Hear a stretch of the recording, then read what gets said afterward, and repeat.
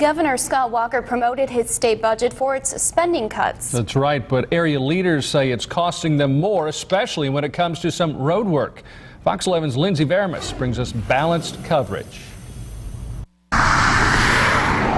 Fresh oil is bringing a fresh problem to Outagamie County. We knew that at some point that this would rear its ugly head, and it's already here. County Executive Tom Nelson says this work on County P will cost taxpayers about 6 times more than it should.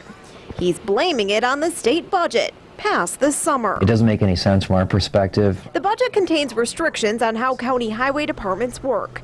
That includes one that bans counties from working together on road improvements.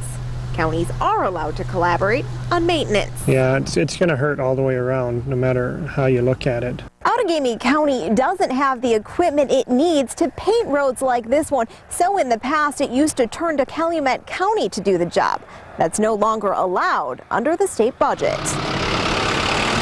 Nelson says striping this area would have cost between $500 and $700 with Calumet's equipment and crew.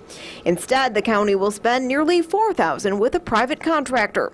Nelson says Outagamie solicited bids but received only one. The businesses presented an argument to the legislature that said, listen, we have to buy our own equipment, we have to do all this. Taxpayers are buying the equipment, and then they're competing against us in the private sector. Republican Representative Dean Crawford sees both sides. He feels counties should be allowed to work together, but doesn't believe the state budget is the sole reason costs are up.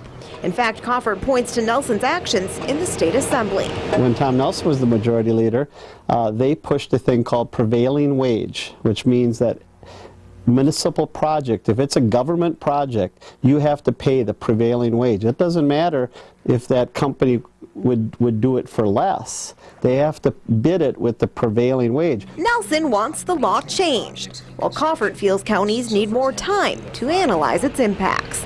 Lindsay Veramis, Fox 11 News.